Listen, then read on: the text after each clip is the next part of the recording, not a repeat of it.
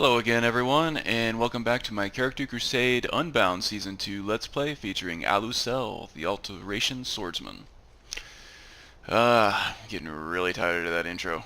I don't know why. I feel like I should be doing something more creative. Um, but anyway, I'm nitpicking. I hope everybody's doing well. I'm actually really excited for this episode because this is the first one that addressed the Ghost of Yore Part 3 story segment from Joe from the Character Crusade guys.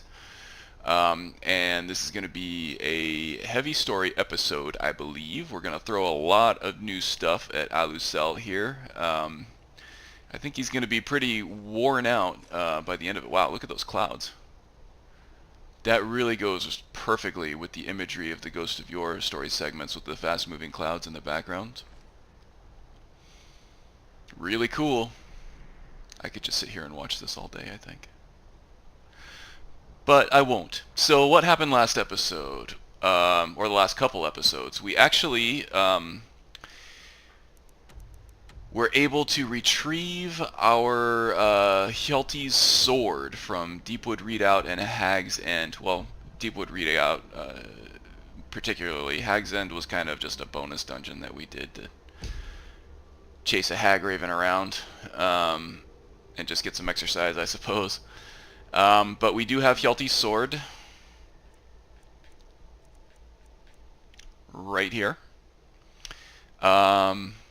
Alusell hasn't quite put the pieces together yet that Hjaldi is Tiber Septim, but he does know that the story that Halldir told him in the first story episode was told from Hjaldi's perspective because of Juker, who he met in the inn here, and the story that he told.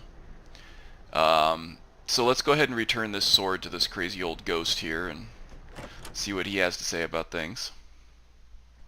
Come on in. Let me know if you need anything, or take a seat by the fire, and I'll send someone over. Kid is really strangely comfortable with a ghost marching around his home here, isn't it? If you drink too much, you're out. No drunks. You're more worried about me drinking too much than you are about the dead guy sitting next to you? Change the linens myself. They're fresh.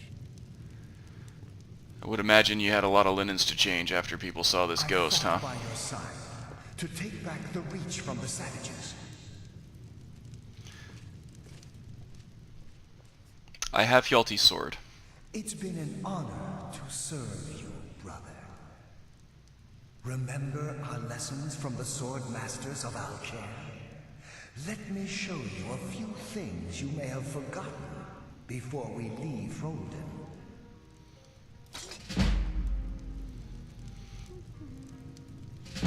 Okay, Juker here was actually able to teach us some stuff that we don't know, which kind of feeds Alusell's suspicion that these ancient Nords were forces to be reckoned with after fighting an epic battle with Olaf, One Eye, and Halldir.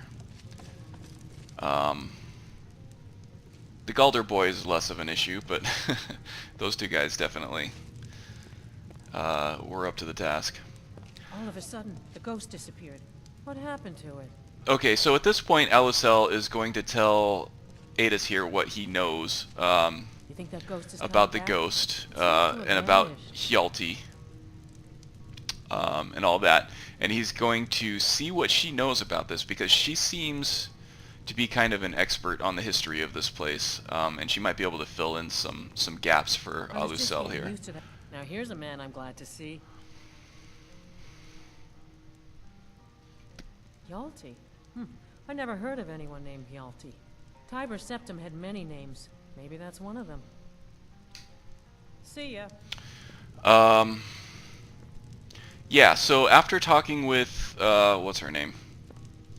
Adis here, obviously she didn't actually tell us this, but this is me doing some roleplay magic here. She pointed us at Juker's monument. after we asked her what she knew about a man named Juker, about a guy named Hjalti, and she said, well, she doesn't really know too much history about those names, except that there is an old war monument southeast of Rorikstead called Juker's Monument. So we want to go check that out. Now, full disclosure, off camera, I did play the Book of Love quest for the Temple of Mara in Riften to get up to the point where we can get Ruki and I don't remember the guy's name. It's right on the tip of my tongue, but I can't pull it out. That quest ties in heavily to the Ghosts of Yore story episode part 2. Fenrig and Ruki, who were close to Tiber Septim. Well, at least Fenrig was for a time. And Ruki was his long-lost wife, who was rumored to be able to be seen at night looking for Fenrig's body forever and ever after he was ambushed by the Forsworn. So I think that's fairly important for us to come over here and get some perspective. In Alusell's story, none of the rest of the Book of Love happened. He's pointed at Juker's monument from the innkeep at Old Hroldan. So it is 7:40. It's almost 8 o'clock. It's night time, but Alusell feels a strange impulse to go check this out tonight. It's close. It's within walking distance. So, yeah, I think he doesn't have enough time to clear out an entire Forsworn camp, but it shouldn't take us too long to go around kind of the mountainside here and find what we're looking for up here.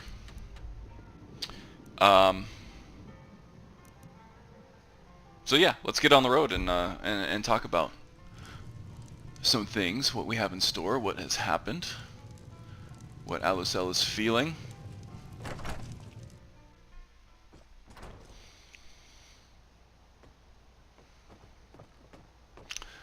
Before we get on the road here, I want to take a look at, because we got the Arcturian heresy in the last dungeon that we cleared. Is it a common book? It's not a cheap book.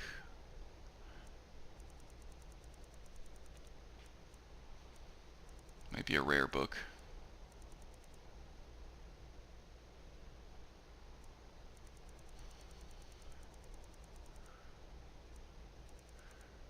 I know I picked it up. I got video footage proving it.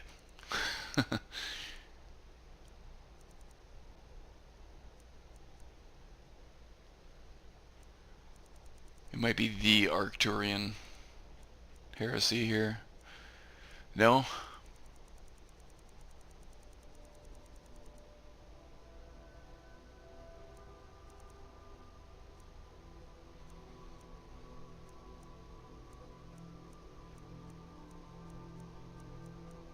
Oh, there it is. The Arcturian heresy. So this book has to do with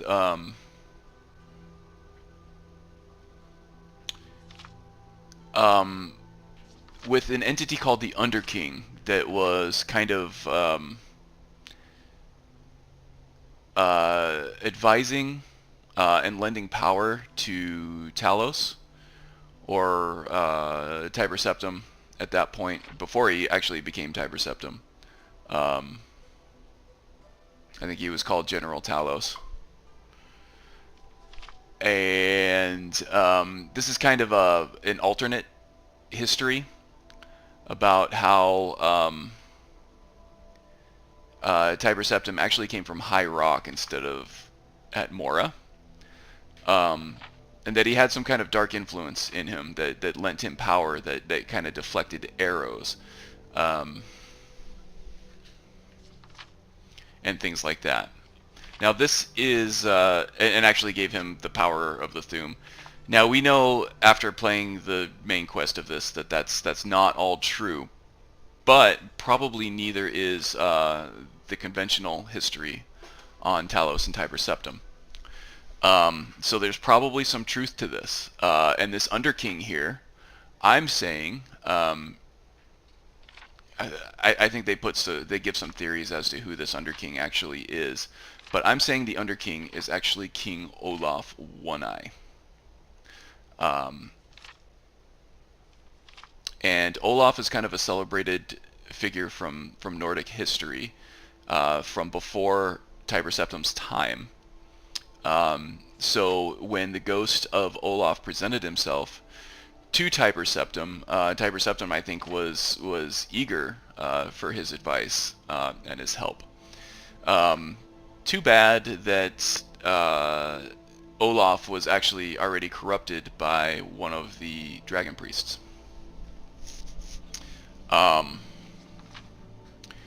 So there's more on that later, but right now, this book actually refers to Hjalti as Hjalti Talos, I think. Let's see if I can find the page here. And Alusell actually did read this book back in the college, so when he heard the name Hjalti, it was ringing some kind of bells. But after picking this book back up in the last dungeon in Deepwood Redoubt, it kind of triggered his memory, and he looked back into the book here, and he's seeing that Tiber Septim is actually Hjalti. So he's got it now. He's got the pieces put together as far as the history of that goes. Which is good. It puts Alusell on the same page as us. This actually might be a shortcut coming this way through Rorikstead.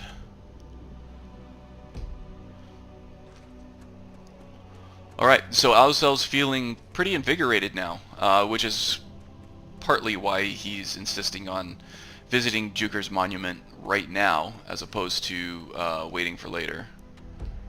Or taking a room at the inn and getting a good night's sleep before going on this little voyage here. Hello.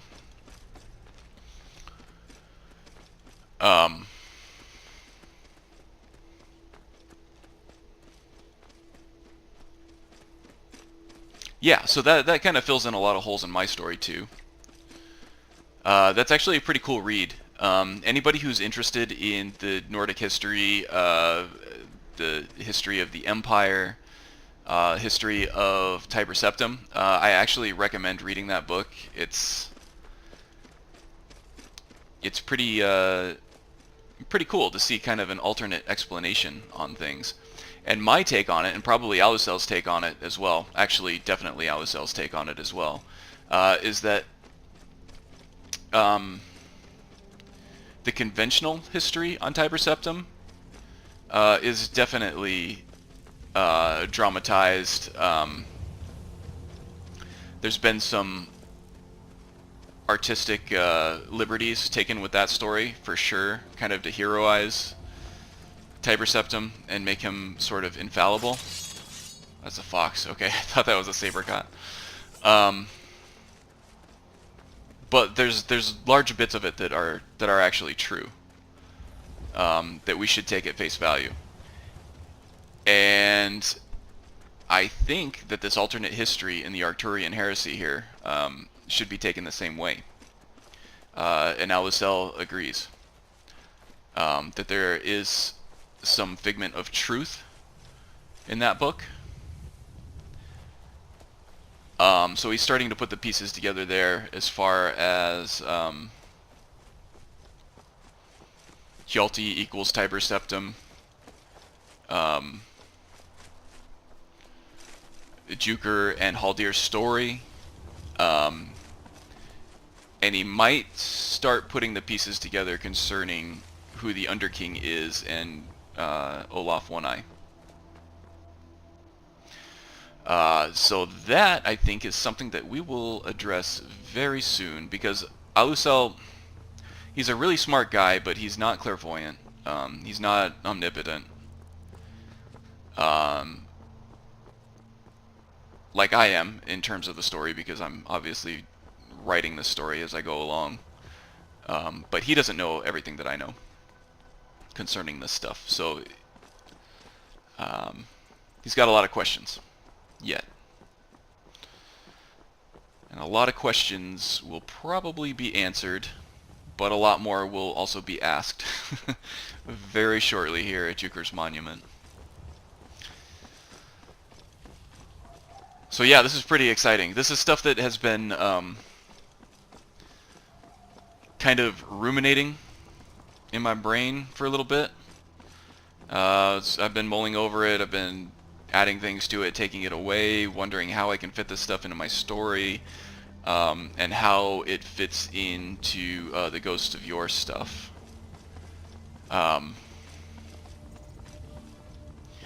As the guys have said, the Ghost of Yore stuff is, you can take what you need of it, or what you want of it, if anything at all, to add to your story and supplement it in some way. But there are no hard and fast rules. Oh boy. Is that Rookie?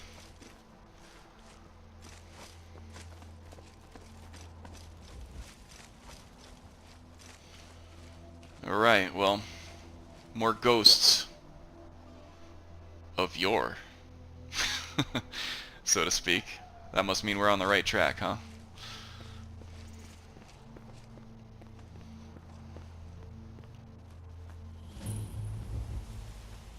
Hello.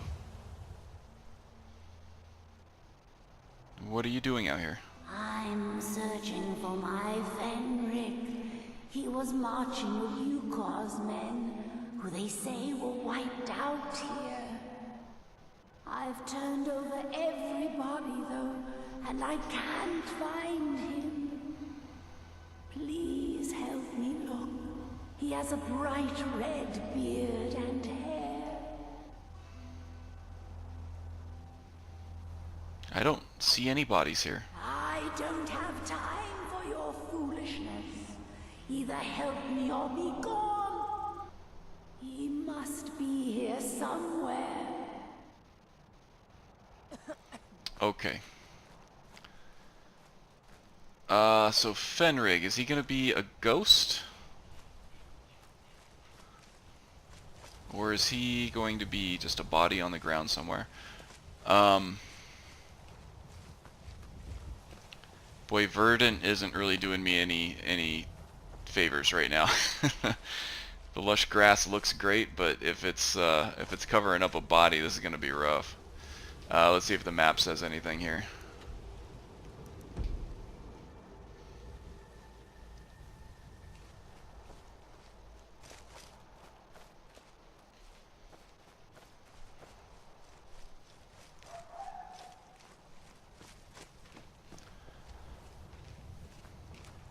I'm starting to think I probably should have played through this quest before I started recording.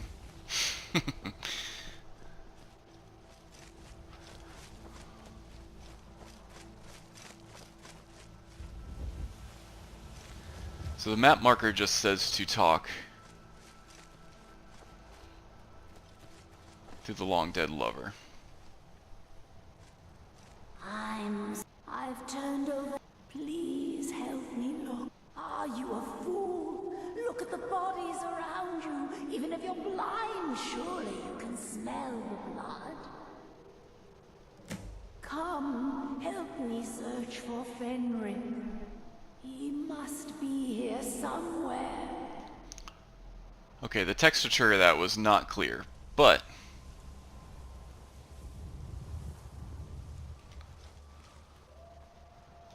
at least now we have some more information. Find Fenrig. Oh my gosh, he's way over there. Okay, this might be a longer episode than I was thinking. I didn't think he was so far away. But okay, we'll go find him.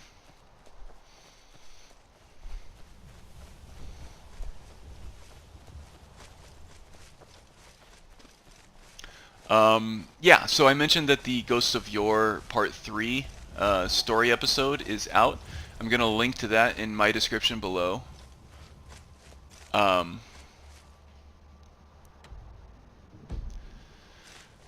It's a really good one. It's got some action in it that maybe wasn't there before. It's putting some pieces together on some questions that we had, but it's also... do we have this one yet? No, we don't. We're taking it. We don't need the silver ingots, though. But it also asks a few more questions. Okay, we got... that don't have answers quite yet, and probably not for a while, I'm thinking. Okay, this is not what we're looking for according to the map, but it's still something that Alusell would check out, I think.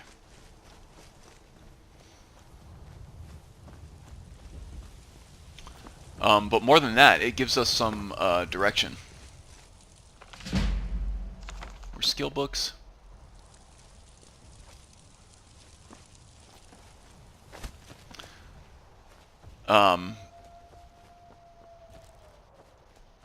One point of interest that we had that we've kind of been putting off for a while is mentioned at least indirectly.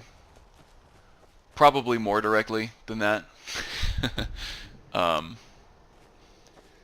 I think I want to go this way.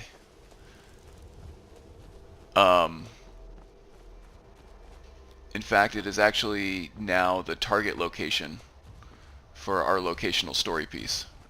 This part 3, Ghost of Yore Part 3, is a story segment now that has built in a target location for us to end up at for the next episode, or at least for the next locational episode. So we now have a geographical goal, a point to end up at. I guess 4 weeks from now would be the next locational point. I'll probably get there a lot earlier than that, just because it would be important to Alusell. But we'll get to that in a moment, depending on how fast we can find Fenrig here. Man, poor Rookie was way off, huh?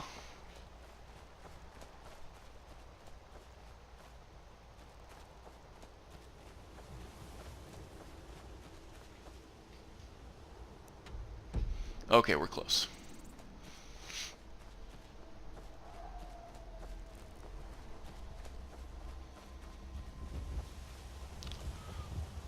Northern Lights are pretty nice, huh? Okay, I see a ghost way over there now. Of course he's got to be hanging out with a bunch of giants and mammoths.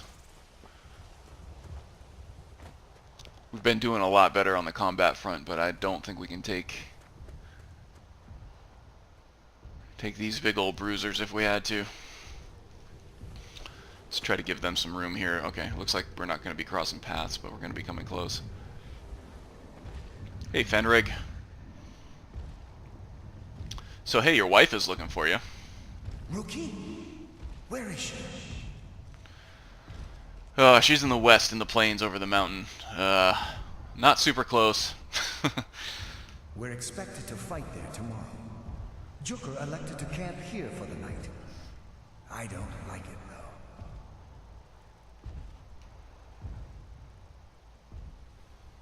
Why don't you like camping here? Our fires are visible for miles. We're in a low valley. Sitting ducks. Yeah, that was actually kind of dumb in hindsight. But here, we have more important things to do. Let me take you to Rookie.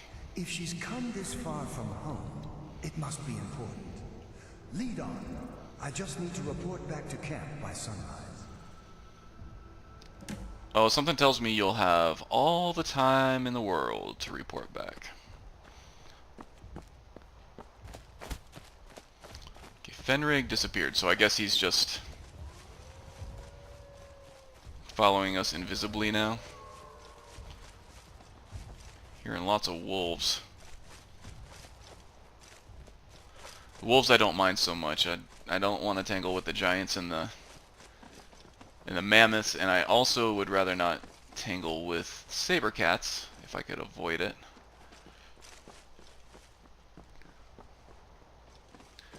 And I'm taking the long way back around now, aren't I? Sorry, Rayya. Try not to turn an ankle over here.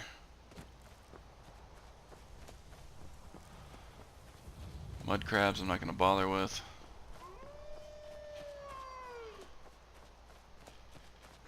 Alright.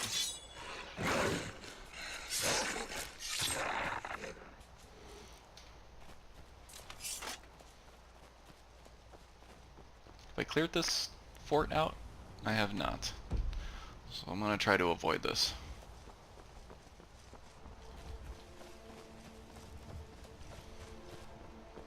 It's a bandit hangout, at least until you clear it. Then it becomes a an encampment for probably the Legion, I think.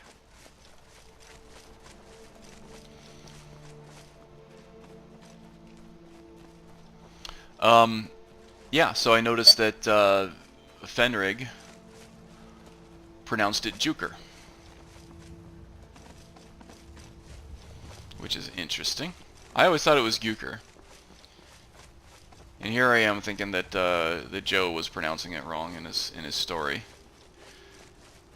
when it was me that was wrong all along.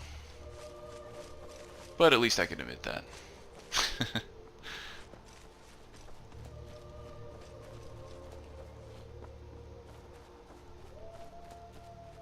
I really wonder when they what the rule is for when they pronounce that harder J and when they pronounce the softer J, like the Y sound.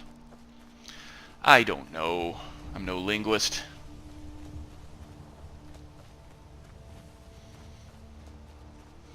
Should be getting pretty close now. We can wrap up this whole Rookie Fenrig business and then get on with the rest of our story.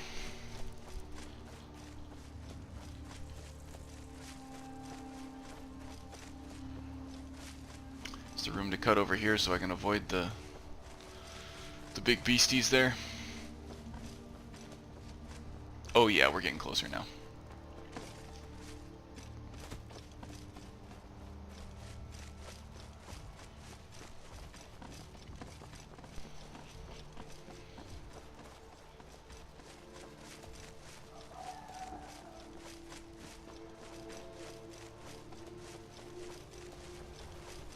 I see it in the distance now. Dindalad really adds a lot to this game, I think. Still seeing some pop in on the grass, but that's more. I think that's more verdant versus draw distance, so I can keep my FPS under control here. I see a Rookie. I don't know if he's still got that bright red beard. It looked pretty blue to me, but I think this is the guy. I think I found your man. Fenrir, you're alive. Of course I am. What brings you here? I had heard that Yukar's men were wiped out. I came to find you. But that battle isn't expected until tomorrow. Rookie, what's going on? I'm so confused. Kodak What's moment. happening? It doesn't matter. I'm here. We're together now. And we will be forever. Okay, I'm not going to make it a point to return to finish that quest. Well, I will once because I think that there's an actual gameplay reward, some extra damage or something like that, which I will gladly take if I'm ever in Riften, but until now, or until then, for now, I'm just going to ignore that part of it. Okay, so now Rayya was able to see all that, interestingly. She wasn't able to see Halldir, but she was able to see pretty much everybody else. She was able to see Juker. She was able to see Olaf. And she was able to see Ruki and Fenrig. And that was actually quite touching for her. That really softened her heart a lot toward Alusell and what he's doing. Alusell didn't do this. Actually, let's take off that amulet on Mara. That looks ridiculous on him. He didn't really do it to reunite the lovers or anything. He just did it as kind of following leads and to try to uncover more of what's going on with him. But that being said, his feelings are creeping up on him again, and that was actually quite touching to him. So Rayya and Alusell are kind of, their hearts are a little bit open toward each other right now. Don't get any ideas, nothing romantic, but the night is beautiful. These two young Redguards are in high spirits. They're feeling good about what they just did. These two ghosts spent an eternity looking for each other, and they found each other, and now they get to be together for an actual eternity. So we're going to go ahead and pitch camp, I think. Yes, my king. Do you need something? I want to see if I can get Rayya to make a camp.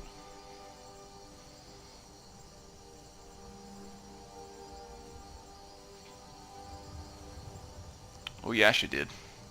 Well done. Let's get going. But this isn't an actual campfire. That's alright.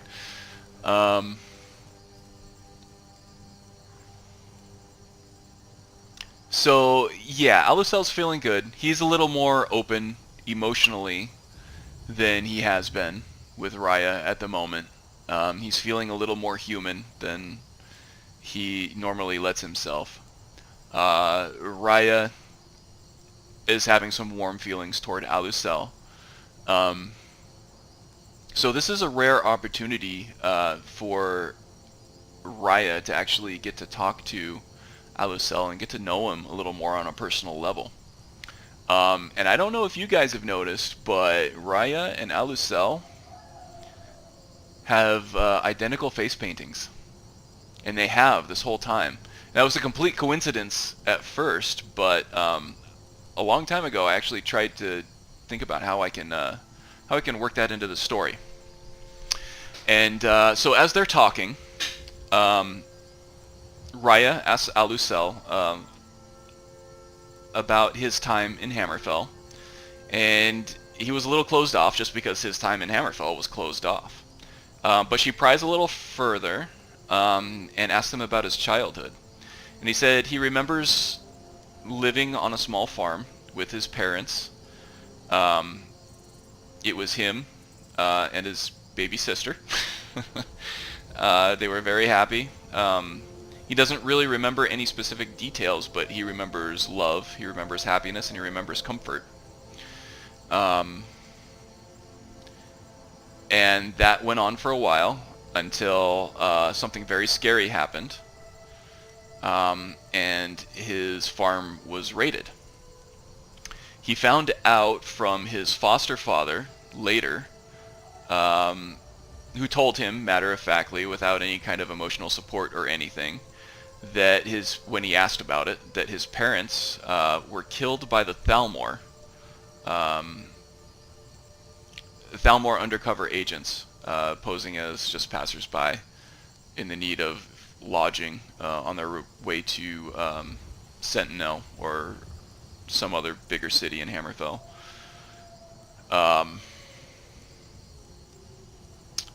And his parents were actually agents for the Empire at the time. Important ones, or at least they used to be important, and now they were retired. They did some very important things for the Empire during the Great War, and now they had earned their retirement and their happiness and their peace. But the Thalmor saw them as a threat if they could come out of retirement, or if the Thalmor decided to make another move on Hammerfell. Saw them as potentially big pieces of Hammerfell's resistance. So they slaughtered them. Alusell happened to get away.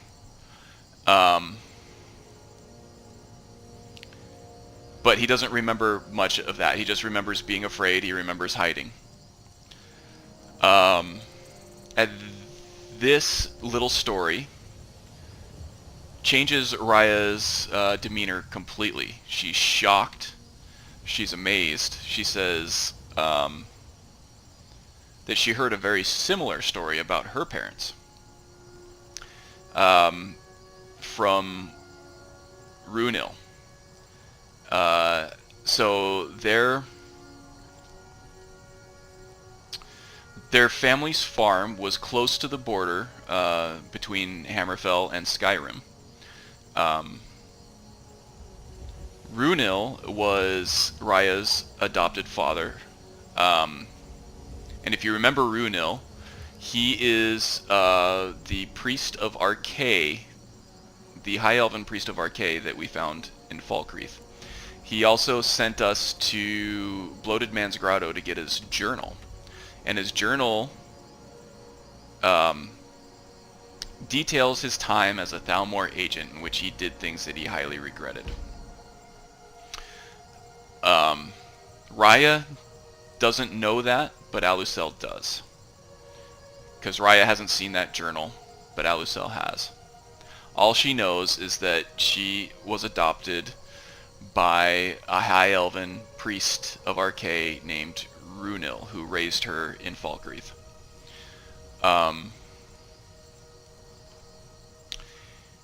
So Alusell is putting these pieces together here. Runil was a former Thalmor agent. He probably felt really bad about slaughtering this Redguard family. He probably let the young boy go. He hid the baby girl out of sight of his Thalmor comrades. And then when they were about to move out for the night, Runil gathered up Rayya and secreted her away to Falkreath, where he decides to defect from the Thalmor and start a new life with this little baby girl. And the story with the face paint is that from a young age, Alusell has always had his face painted the same way, just because his mother did it for him. Much like the way a child will comb their hair the same way that their mother did for years and years. Obviously, Alusell doesn't have the luxury of hair, but he does have this face paint. And I think that his mother would have painted Rayya's face the same way as a baby. And that's something that Runil kept going, just as, since he couldn't give her actual parents back, he's going to give her some piece, some legacy of them, and that's in the form of this face paint. So Rayya is unbelievably overjoyed at this point. She is extremely excited. She's got a huge smile on her face the whole time. Alusell, he felt the warmth rising up inside of him for a moment, but suddenly his smile became a little more manufactured. He became a little more closed off, but he's still trying to stay warm toward Rayya. Rayya notices this little glimmer of coldness, I guess, deep inside him, but she's thinking that's probably just because he's so quiet that he's just kind of an awkward guy. So she doesn't think much of it. But they talk all through the night here, until Rayya goes to sleep. Let's see if I can actually Yes, my Thane. We've stopped. What is it? get her to Fine. What? lay down for cinematic Yes, effect my here.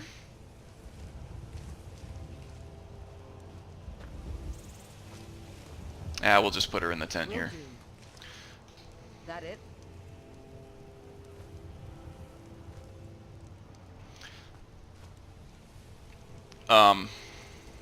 So yeah, she falls asleep. And Alusell is going to sneak off. I'm still here. As you wish, my Thane. I can't get her to wait and sleep at the same time, so I'm just going to have her wait here. We're going to say she's sleeping.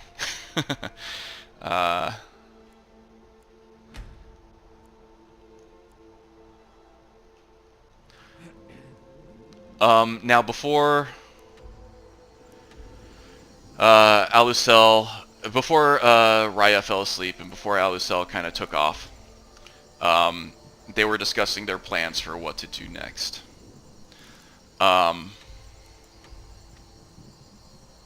Alusell said that he had planned on going down to Falkreath to resupply before heading to Gyreman's Hall to check out the remainder of what's left of this Halldir saga, before heading on to Riften and trying to find the Shalador's writings for Urag. If they get split up, he's hoping that this will actually lead Rayya back to Falkreath, where her adopted father will accept her back with open arms. She'll be taken care of. Now, meanwhile, Alusell's actual plan is to come back through Rorikstead, maybe through Solitude and Morthal, and we're going to check out this place in Mount Anthor where Halldir is hinting at taking us.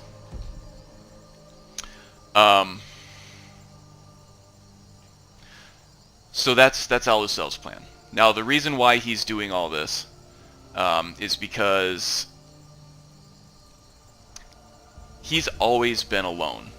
He's never really had family, other than his foster father, who was more of just an employer. Never had any connection to him.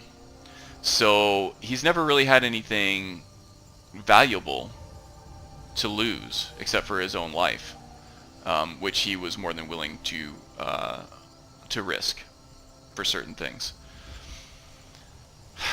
Now, Alusell finds out that he has a long-lost sister. And he is feeling all of these very human emotions.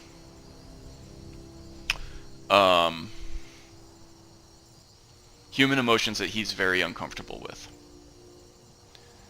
So, he's got to choke them down. First of all, he doesn't want to feel these human feelings because he feels they're imperfect. Second of all, he's got someone that he cares about, that he can't have following into danger. And he's led her into enough danger already that he feels extremely guilty about it. He feels that it's best just to go their separate ways. He feels that he's going to be able to better address his current needs for his situation if he doesn't have to worry about Rayya, or the guilt that he feels about putting her into danger. So he's stealing away in the night. Now, on the way, he is visited by more ghosts. Namely Halldir.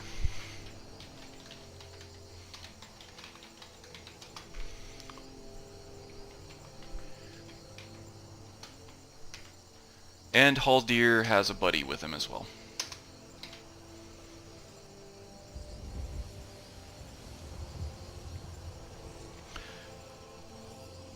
And that buddy is Olaf One-Eye, except he looks a lot different from the last time that we saw him, didn't he? Yes, he does. Defeating Olaf One-Eye actually somehow released the curse that one of the dragon priests held on him. So he is now uncorrupted. He is the Olaf One-Eye of lore. He's kind of closer to the legend of Olaf One-Eye as a benevolent great ruler than he is the villain, the corrupted villain from the Bard's Quest. So he's got some stories to tell us. Halldir continues the story about the wounded man in the inn, and it seems like there's some darkness going on there. There's some the patrons of that inn are up to no good, it sounds like. But Olaf tells a story of visiting Rayya in Forelhost in the southeast of the Rift in Skyrim. Rayya seems to have swayed off of the path of most of the dragon priests to a darker, sort of more corrupt philosophy on his religion. And at this point, I would highly suggest that you can pause this video here and go listen to that. So I'll give you a few minutes to do that. And while I do it, I actually want to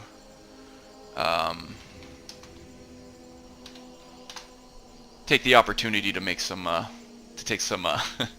some screenshots here for the Discord community. See if we can center this pretty well here.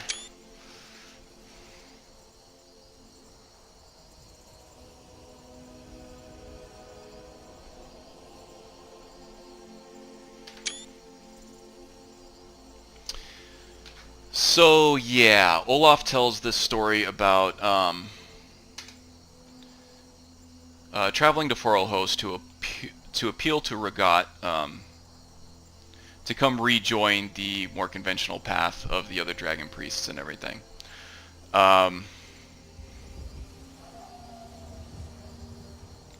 Rayya refuses and turns hostile on Olaf, and Olaf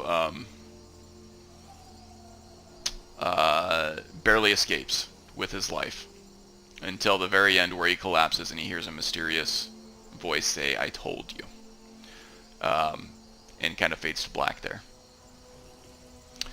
And then just like that, these two gentlemen vanish back into the ether.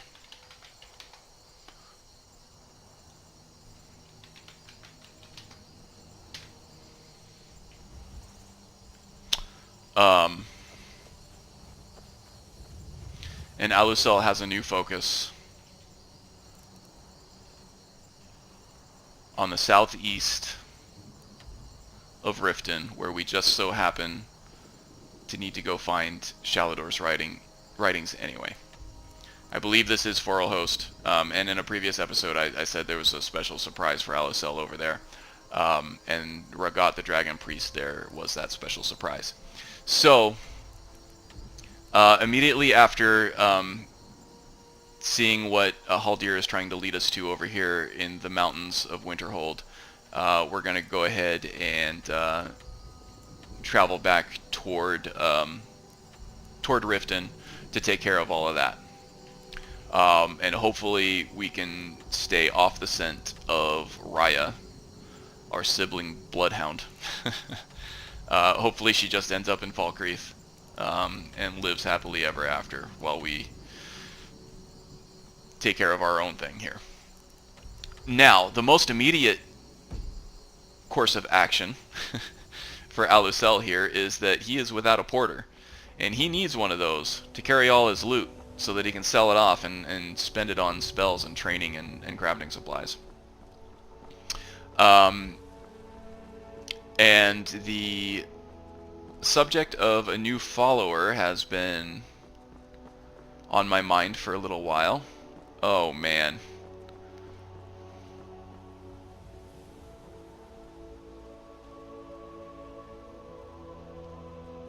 We have other things to do, otherwise I think Alusell would definitely chase this guy down. But as it is, I think he's just going to see that as a sign. He's like the kid from A Sixth Sense, where he just sees dead people at this point. He's wondering if that's going to be one of the things that only he sees, like a vision from Halldir or Olaf, or if it's something that Rayya would have seen as well. But yeah, back on the subject of a new follower or a new porter, I thought about it for a while, and I think our best option, at least geographically, is Eric. Eric the Slayer over here in Rorikstead. I think that he is inexperienced, young, and pliable enough that he'll basically do whatever Alusell tells him to do, which Alusell really likes. But he's also strong and sturdy enough to be able to carry the massive amount of weighty items that Alusell is going to charge him with. And that kind of goes back to where I said Alusell's awkwardness around women would come in. There are a lot of female followers. But he's a little weird around attractive women just because he can't help but be attracted to them. But it's also another human emotion that he feels very uncomfortable with. Rayya was a different story. One, because, well, she's his sister. He just naturally wasn't very attracted to her, even though she was very attractive. She was also assigned to him through duty, which kind of took the ball out of his court, so to speak.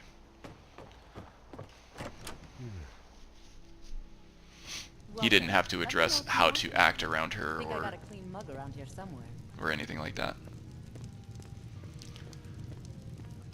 So let's go ahead and I heard you sneaking around downstairs last get Eric on our side here. Are you trying to break into my chest again, son? I've told you to leave it alone.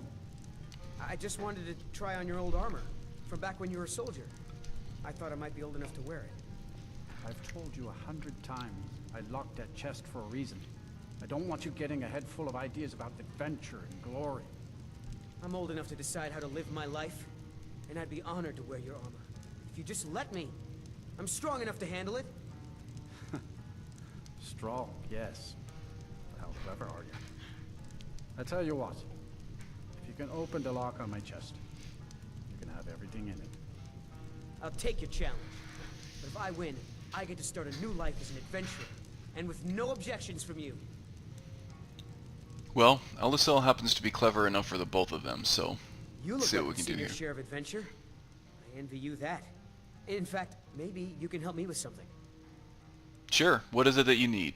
I want to be an adventurer like you. My father says I can't. He says he needs me to stay here and work the farm. And even if he did let me be an adventurer, we couldn't afford to buy armor. His name is Mralki, and he's the innkeeper here. I hope you could change his mind. Sure, I'll see what I can do. Thank you. I can't stand the thought of being trapped in this village for the rest of my days. Well, if this goes well, maybe you won't have to. I only take real coin here. No handouts and no bartering. Well, first of all, I need a refill of water. Of course. And I need to rent a room. Sure thing. It's yours for a day. And I'd like to talk to you about your son. My son? Eric? What about him? Did something happen? Is he all right? You should let your son choose the life he wants. But the world is a dangerous place. Eric has no idea what he's getting himself into. What's more, he's got no armor. I'll have to save up the money for it.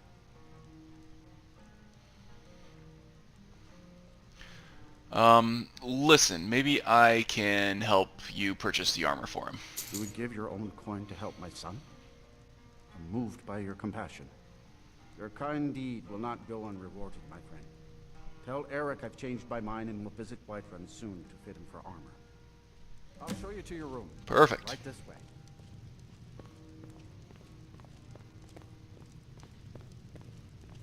One of these shared rooms, huh? Let me know if there's anything else you need. Alright, well, not a lot of options at this point in the night. Did you have any luck talking to my father? I sure did. Your father changed his mind. I can't thank you enough, friend. I hope you'll come back to Rorikstead soon and pay me a visit. Maybe we can swap stories about our adventures over a mug of ale at the inn. I'd better get going. Alright, I'm going to take a rest now, and we're going to see if Eric is available as a follower when we wake up. He might actually even be right now, but Alusell needs his beauty sleep. He's sleeping in.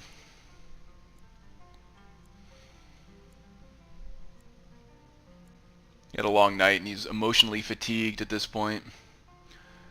Definitely going focused. Weapon proficiency.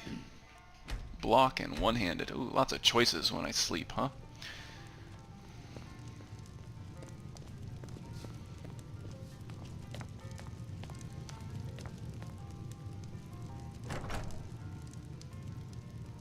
Where's that guy going?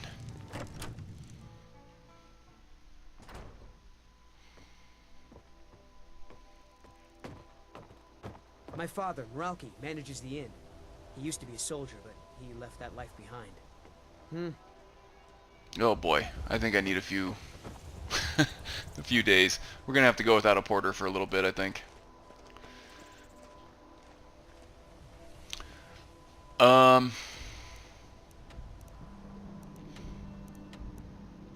Maybe I can just wait for a few days here. Just roleplay that Eric was able to follow along with me immediately. Okay, so we need food so I don't starve to death.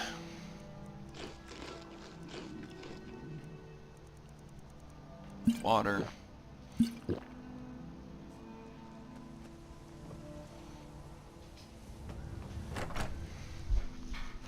Come on in. We got warm food, warm drinks, and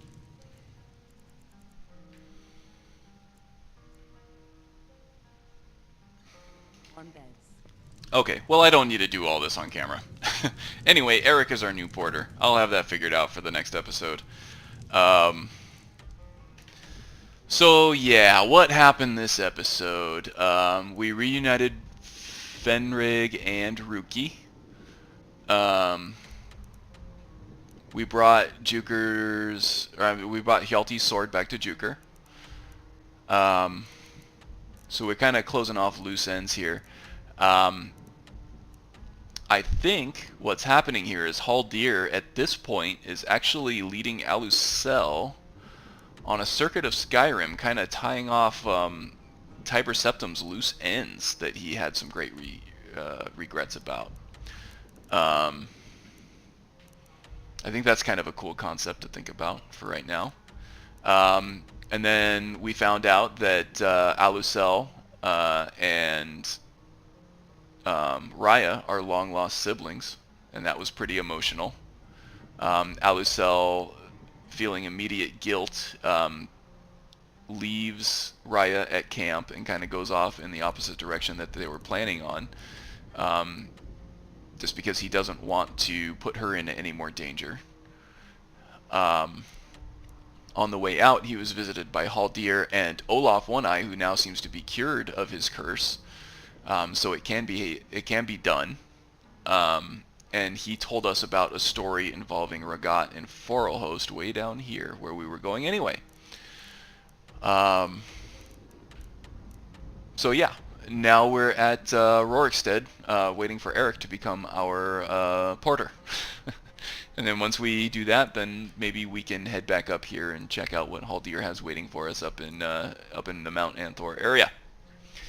So yeah, I think that's it for now.